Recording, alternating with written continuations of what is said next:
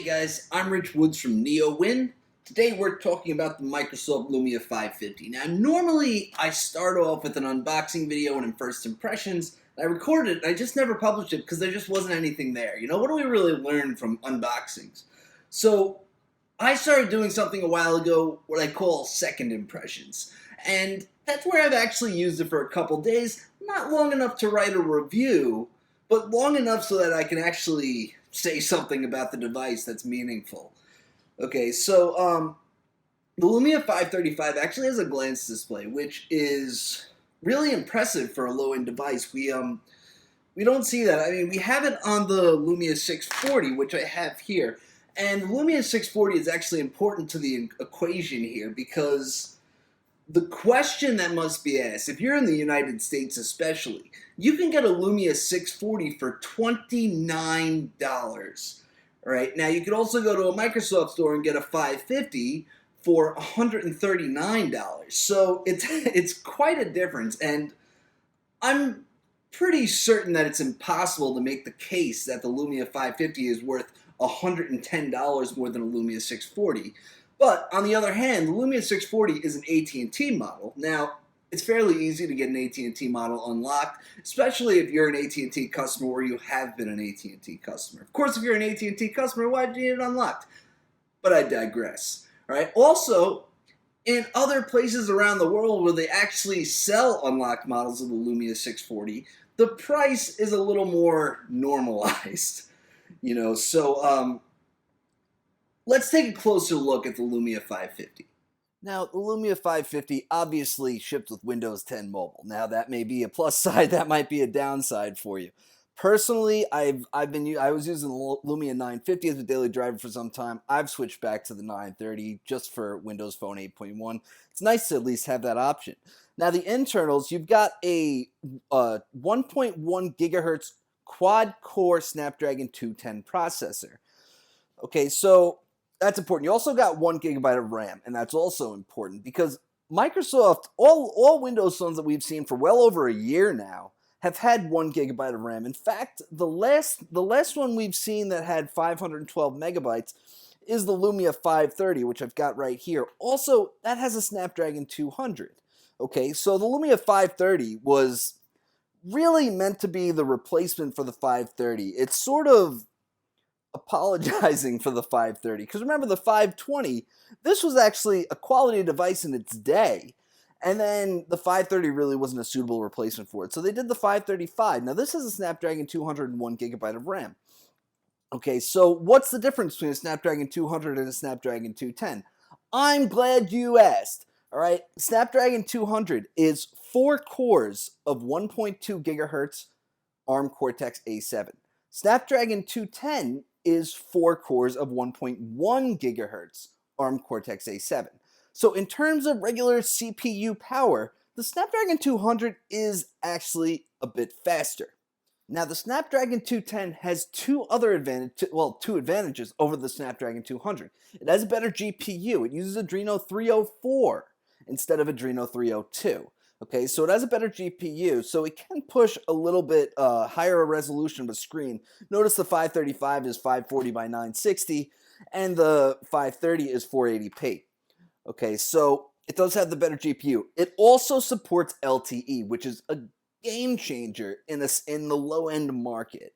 And there's a reason for this. And that brings me to the Snapdragon 400 that's in the Lumia 640, it's in the Lumia 635, it's in the super low end, it's even in their affordable flagship, the Lumia 830. Okay, it's all over the Windows Phone market. By the way, that's because Windows Phone 8.1 only supported Snapdragon 200, 400, and 800. Okay, they also added support for 801 and 410 along the way, but that's neither here nor there.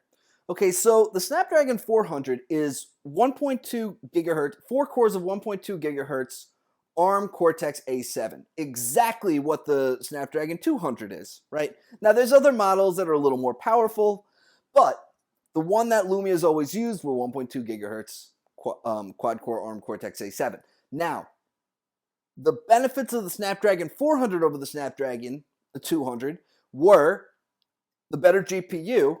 Now, Snapdragon 400 can go up to Adreno 306, but the Lumia's always used Adreno 305. Remember, these are chipsets, right? You can't have a Snapdragon 810 without an Adreno 430 GPU. They're chipsets.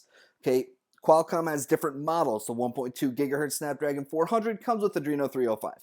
Okay, so the better GPU and the Snapdragon 400 supports LTE. Okay, so the big difference between the 200 and the 400 are pretty much the same as the big difference between the 200 and the 210.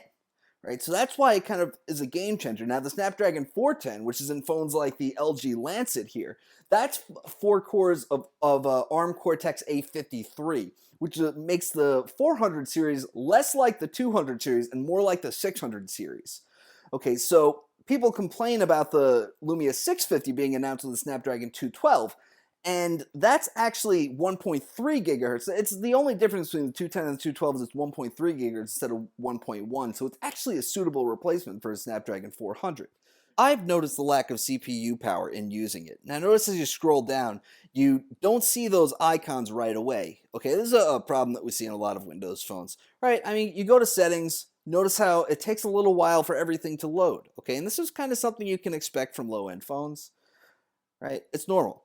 All right, but it depends. The thing about a CPU is it really just depends with how much waiting you want to put up with. All right, now I tried playing some games, all right, like NBA Jam. Okay, games are something that I always play when I'm reviewing a phone. I don't always play games, but I always do when I review a phone because it's always what's going to tell you if the GPU power is enough to power the display.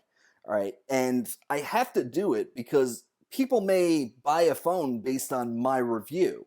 Okay. So if I didn't review the GPU power by doing that, I would be doing a disservice. Okay. So let's just go into this. I found it to be very stuttery. Right. I also played games like Temple Run, and I found that it was just fine. So you're gonna see that there's some games that work well. Obviously, some are more GPU intensive than others. This video is recorded at 60 frames per second, so any stuttering that you see is going to be real. All right, and it makes it kind of hard to play the game. So I don't recommend these phones if you like to play a lot of mobile games that have really powerful graphics. Now, a mobile phone is the same as a computer, right? If you play a lot of games with powerful graphics on your computer, you know to buy a high-end computer. So it's not so much the issue.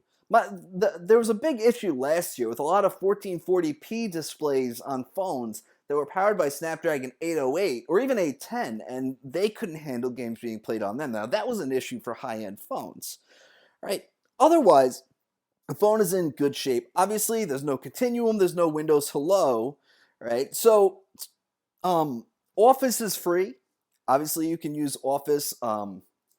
And what you can also do is what a lot of people ended up doing with Continuum on their Lumia 950s and 950 XLs. What they would do is turn off Continuum and just use screen mirroring, right? This does support screen mirroring. Now, this would also allow you to use Windows Phone 8.1 apps, which don't officially support Continuum, which is why people would do that. But yeah, you can use a Bluetooth keyboard, a Bluetooth mouse, and everything works. All right. The camera, I haven't tested the camera just yet. Well, not in any official capacities. Usually, I go to the Arboretum and I take some pictures, but I haven't done that yet, which is why this is a second impressions instead of a review, right? There's still things I need to do with it, things I need to test. All right, I ran the new Antutu app, but the old Antutu app, I like to use that. People will yell at me for using this app because the first thing they're going to say is, well, it's an abandoned beta from 2012, and that is true. But it's still testing the same things on all phones, right? This new app, the new Antutu Benchmark V6, hasn't been around for too long. And yeah, obviously you can't compare these scores to Android phones and iPhones, but you can compare them to other Windows phones, and it's pretty fair. All right. So, and the test also doesn't take long, which is makes it easier to do on video. All right. 10437. Okay, so That's not terrible. That's about what you would expect from anything that's powered by a Snapdragon 200 or 400 and running Windows 10. Okay, on Windows Phone 8.1, you would expect a little over 11,000. All right, so it's not it's a nice phone. You got an HD display. As you can see from the video, it's nice. You also obviously you have the new design. You have a Microsoft logo on the back where Microsoft Lumia has previously said Microsoft on the back.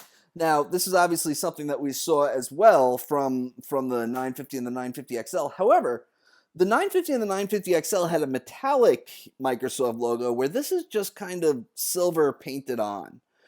All right, so the question is, again, is it worth $140? I obviously can't make that decision for you.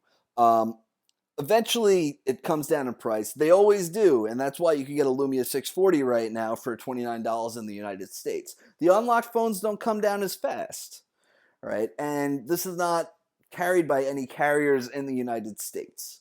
Okay, so I'll have more with the review probably next week, so stay tuned for that. I'm Rich Woods from NeoWin, and have a great night.